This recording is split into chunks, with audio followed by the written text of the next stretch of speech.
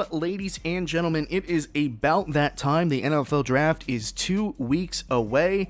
It is time for me to throw my hat into the ring and predict the entire first round of the NFL Draft. Get out the first edition of the Hard-Headed Sports Podcast mock draft for the 2021 NFL Draft.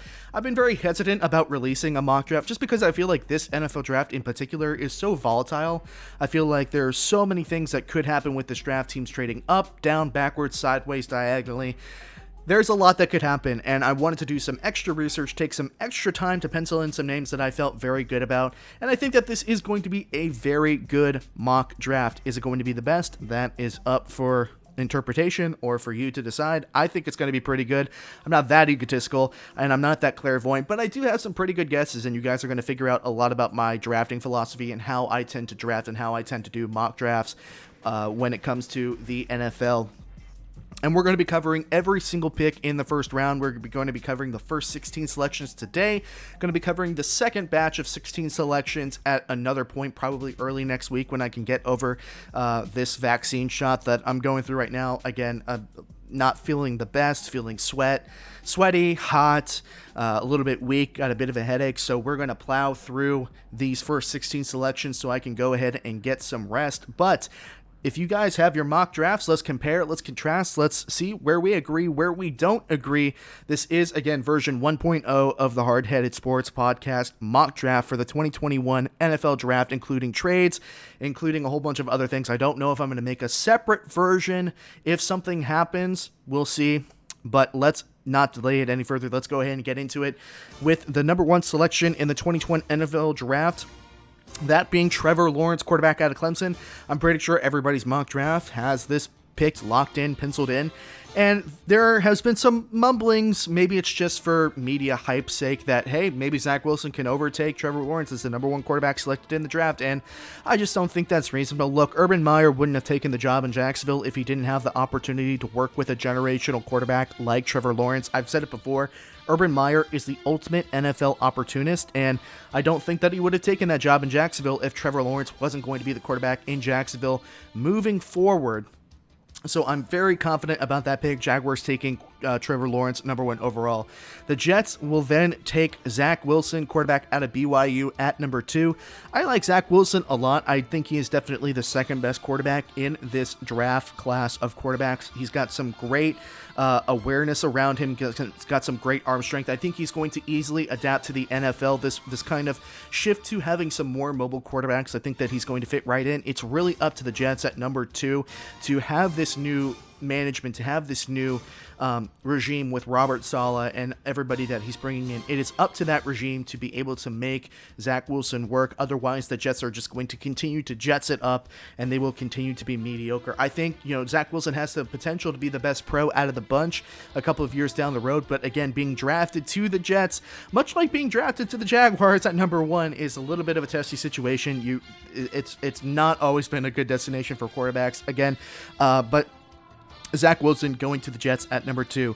49ers, number 3, are going to be drafting Justin Fields. There has been a lot of talk about who the 49ers are going to be taking in this number 3 draft slot. I've talked about it extensively in a couple of videos. A lot of people think it's Mac Jones. I think that would be a ginormous oversight and a tremendous waste of draft capital to be able to trade up to number 3 to get Mac Jones, who just does not seem to fit Kyle Shanahan's system. Trey Lance and Justin Fields would be much better picks in Kyle Shanahan's system. Kyle Shanahan has worked with more mobile quarterbacks. Mac Jones is too much of a pocket passer for my liking.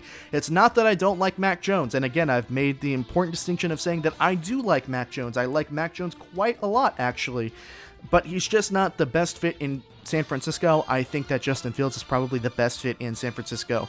The 49ers will take Justin Fields with the number 3 overall pick, quarterback out of The Ohio State University. Moving on to the Falcons at number 4, and this is where it starts to get spicy. This is where the mock drafts will tend to differentiate. This is where we're going to get into trade territory, whether teams are moving up, whether they're moving down, yada yada. The Falcons at number 4 will be drafting Kyle Pitts. Look, I think Kyle Pitts, who was originally, before Sam Darnold was traded, had some mock drafts having him go as early as number 2 to the Jets. Kyle Pitts potentially has the potential to be one of the best draft prospects in the last 3 or 4 years. He's definitely probably the best overall prospect in this year's draft, apart from Trevor Lawrence. He's got wide receiver speed in a tight end's body. He's like if LeBron James ended up playing football as a tight end. Obviously, Kyle Pitts isn't that tall, but he's a extremely interesting and versatile talent coming out of University of Florida. I think the Falcons, who originally I thought might be silently, leading up to take a quarterback, I think the opportunity that Pitts presents is too great to pass up. Matt Ryan is not that old. He's not as old as I thought he was. I thought he was venturing on 37, 38, but he's only 35, and granted, his contract is massive, but if the Falcons are really going to try and not blow up the farm just yet and still try to make some concerted efforts to make the playoffs, I think Kyle Pitts at number 4 is a great addition to the Falcons offense. Imagine an offense with Julio Jones, Calvin Ridley, and then Kyle Pitts. That's a lot of matchup nightmares and what could be a really strong season for the Falcons if they play their cards right. They did have a little bit of an interesting cap situation, so they weren't able to spend in free agency. I still think Kyle Pitts is probably the best offensive prospect in the draft apart from Trevor Lawrence. Moving on to number 5 with the Cincinnati Bengals. The Cincinnati Bengals will draft Penei Sewell at the number 5 overall slot. Look, they need protection for Joe Burrow. They need protection for Joe Burrow, and they need protection for Joe Burrow. If you haven't gotten the memo, they need to take an offensive lineman. Penei Sewell is a generational talent at tackle. He originally could have gone as high as number 2 before all these teams fluctuated to the front of the line for a quarterback. Penei Sewell will fall to the Bengals at number 5, and this is perfect. This is exactly what the Bengals needed to really start to build around Joe Burrow. I think Penei Sewell is going to be a fantastic tackle in the NFL for a long time. This is a pretty easy pick for me. Bengals will take Penei Sewell at number 5. The Dolphins at number 6 will take Davonta Smith, wide receiver from Alabama. Now, a lot of people have Jamar Chase over Davonta Smith in their draft stock or their mock drafts. And it's not that I think Davonta Smith is a better receiver than Jamar Chase. To be completely truthful with you, I think Jamar Chase is going to have a better career than Davonta Smith will have. It's more so the fact that when it comes to the fit of what the Dolphins are looking for, if Kyle Pitts is going to go to the Falcons at number 4, that's just the way that it is. They're going to take a wide receiver. If Kyle Pitts falls to the Dolphins, I imagine that they'll take Kyle Pitts, but I think that Kyle Pitts will be gone at 4, so that leaves the Dolphins drafting Smith at 6, and Smith over Chase because Smith is going to fill more of the void that the Dolphins need. They need that number 1 wide receiver, but they need a route runner, a really good situational third down guy to say, this guy is the guy that's going to get the ball at third down. And Jamar Chase is a taller, more built receiver, but the Dolphins already have Devontae Parker, who is one of the best in the league in contested catches. They already have that physical contested catches type guy in Devontae Parker. And I think with the loss of Jakeem Grant, and I'm not quite sure if Albert Wilson has left the Dolphins as well, they need that guy who can line up in the slot and line up out wide and continue to be that solid route runner. I think Devontae Smith, not only is he going to have that chemistry with Tua already, which don't undervalue chemistry, I think that's going to be enough of a reason for the Dolphins to take Devonta Smith over Jamar Chase, which Jamar Chase will fall to the Lions at number 7, where the Lions will take Jamar Chase at number 7, wide receiver out of LSU. The Lions lost both. Actually, they lost 3 of their best receivers this offseason. They lost Marvin Jones Jr., they lost Kenny Golladay, they lost Mohamed Sanu. They are going to need a new number 1 wideout. Jamar Chase is going to fit that bill right away. Give somebody Jared Goff to throw to. I think that's an easy selection for me. Wide receiver out of LSU. Lions are going to take Jamar Chase. Panthers at number 8. The Panthers were one of the teams that were going to be in conversation for a quarterback and are going to continue to be one of the teams in a conversation for a quarterback even after they traded for Sam Darnold. But I think the fact that they traded for Darnold means that they're going to continue to try and work with Darnold and work with Teddy Bridgewater. I think the odds that they're taking a quarterback is lower than a lot of other people do. I think they're going to take Micah Parsons, linebacker out of Penn State. Micah Parsons is probably the best linebacker in this draft, in my opinion. And along with Brian Burns, who had a near Pro Bowl season last season, and a couple of free agent additions to the Panthers linebacker core, if you can have that number 1 dominant linebacker, I think that will definitely help improve the Panthers defense. Micah Parsons going to the Panthers at number 8. Broncos at number 9. Again, another team that if a quarterback drops to them could potentially take a flyer on a quarterback, either Trey Lance or Mac Jones at this point in my mock draft. But I think they will opt to draft a tackle, and I think that they will opt to draft Rashawn Slater, tackle out of Northwestern. I think Rashawn Slater, apart from Penei Sewell, is the best tackle prospect in this draft. He can play multiple positions. He can play guard, he can play center, he can play tackle. Pretty much wherever the Broncos need him to play, he will be able to play a gigantic part. Rashawn Slater to the Broncos at number 9. Cowboys at number 10. Patrick Surtain, the second out of Alabama, or the best pick available. That is a defensive prospect. There could be J.C. Horn going in the slot. There could be Caleb Farley going in the slot. But I think Patrick Surtain is probably the best cornerback available for what the Cowboys try to do on defense. With Dan Quinn, who's going to be the new defensive coordinator, he likes longer, lengthier cornerbacks. I think Patrick Surtain fits the bill quite well. That's a pretty easy selection for me. Well, Cowboys at number 10, taking Patrick Surtain the second. The Giants at number 11th are going to be taking an offensive tackle. They will take Elijah Vera Tucker out of USC. The Giants basically went all in on the offense this offseason in the free agency. They went after Kyle Rudolph. They got Kyle Rudolph. They got Kenny Golladay. They got some more weapons for Daniel Jones to try and have the best season that he's had yet. This is the best opportunity for Daniel Jones to really succeed as a New York Giants. You're going to get Barkley back. You're going to add Kenny Golladay. You're going to add Kyle Rudolph. But the offensive line is still shaky at best. You need that solid tackle at left tackle to protect Daniel Jones. Elijah Vera Tucker is probably one of the best left tackles in the draft. This is an easy selection for me as well. You can probably tell that I am drafting a lot of position players. I draft for need, not necessarily for best available. So with that being said, the Eagles at number 12, this is the first selection in which I can generally say take the best player available. Take the best player available. If that's Jalen Waddle, who I have being the alternate selection, the Eagles definitely need a wide receiver. Jalen Reagor, he got hurt his first year, but he wasn't really impressive. The Eagles need somebody for Jalen Hurts to throw to. I think Jalen Waddle would be an excellent target at that, and it's probably a surefire bet. Some people think that he's actually better than Jamar Chase and Davonta Smith, so Jalen Waddle could be a steal at number 12. It could be the first wide receiver prospect that Howie Roseman actually hits on in Philadelphia for the most part. Eagles need pretty much help across the board, which is why I say or the best player available. That's up for the Eagles to decide. But if Jalen Waddle is there, don't be surprised if he goes to the Eagles at number 12. Chargers at number 13, Caleb Farley, cornerback.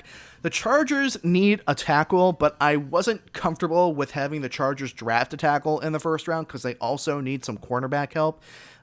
It's very, very possible that the Chargers either trade back to a separate pick to land somebody like Christian Darrisaw, who I have going to the Vikings at number 14. But I think the Chargers at 13 are probably going to take a flyer on Caleb Farley. Again, another lengthy cornerback, kind of fits the scheme in Los Angeles. Chargers drafting Caleb Farley at number 13 overall. Vikings, as I already said, I kind of spoiled a little bit, taking Christian Darrisaw, tackle out of Virginia Tech. The Vikings let go of one of their tackles this offseason, and Kirk Cousins was one of the most pressured quarterbacks in the NFL last season. Not a pretty big no-brainer here. Vikings taking a tackle or some offensive lineman. Whatever the best offensive lineman available is, honestly, on their draft board. I think that's probably Christian Darrisaw at number 14. The Patriots at number 15, and this is probably one that's going to ruffle a few feathers. I think the Patriots trade back to Chicago, move down to 20, and the Bears will select Trey Lance as quarterback from North Dakota State University at the number 15 draft selection. A lot of people are saying the Patriots should trade up for a top 5 quarterback. As you can see by my mock draft, I have, after the first 3 quarterbacks, a lot of teams passing on that quarterback, and there's going to be a big gap between quarterback selections. And truthfully speaking, it's not in Bill Belichick's character to trade up for a quarterback. It's just not. And I have a hard time seeing the fact that Bill Belichick would trade up for a quarterback from the number 15 slot. I think it's even a more real possibility that Bill Belichick takes advantage of a team like Chicago with Ryan Pace as a general manager, who has failed repeatedly, just failure after failure after failure to get that starting quarterback. I think it's very possible that Bill Belichick takes advantage of a panicking and desperate Chicago Bears team that's in need of a franchise quarterback, even with Andy Dalton there. Very possible that Chicago shells out to move up in the draft to get a quarterback again, and I think that the Patriots at number 15 are a good spot to do that because they don't necessarily need a quarterback just yet. They could draft one, but I think Bill Belichick is more likely to trade back and get a quarterback day 2 or 3 than trade up to get a top 5 quarterback in the draft. I think it's more likely that they take advantage of Ryan Pace in Chicago, get him while he's panicking, get him while he's trying to save his job. They're going to move up and get a quarterback. So Chicago trades up with the Patriots to take the 15th draft selection, and they draft Trey Lance, North Dakota State University. And then the Cardinals with the last pick in this part 1 of the Hard-Headed Sports mock draft. The Cardinals will take J.C. Horn, quarterback out of South Carolina. Look, the Cardinals lost Patrick Peterson this offseason, and they did get somebody to replace him. I can't quite remember the name, but I think you still need that number 1 to replace Patrick Peterson. J.C. Horn has tremendous upside coming out of South Carolina. I like the Cardinals taking J.C. Horn in that number 16 draft slot. And that is part 1 of the first round of the Hard-Headed Sports mock draft. How did I do? How does that line up with your mock draft? Let me know. Let me know if I missed a spot or you think that some of the quarterbacks are going to be going a lot higher than I have them going. But that's the end of the show. It is tremendously hot in my room. I'm getting extremely tired. Let's end the show there. Thank you so much for listening. Thank you so much for watching on YouTube, which the VOD of the podcast will be up on YouTube any moment now. Thank you so much for your continuous support. Thank you so much for listening. My name is Nick Ryan. You are listening to the Hard-Headed Sports Podcast, episode number 37. And with that being said, stay hard-headed, but have a nice day. Hey folks, thank you so much for listening to this segment from the Hard-Headed Sports Podcast. If you enjoyed this segment, make sure that you drop a like on the video and a comment. It helps me out a bunch. And if you're interested in watching more segments like this from the show after the show has been completed, you should definitely subscribe to the YouTube channel. And if you're interested in listening to the entire show in its full-length entirety, you should listen to the show on Spotify, Apple Podcasts, Google Podcasts, and Anchor. Once again, thank you so much for watching the video. My name is Nick Ryan, and I will see you all again very soon.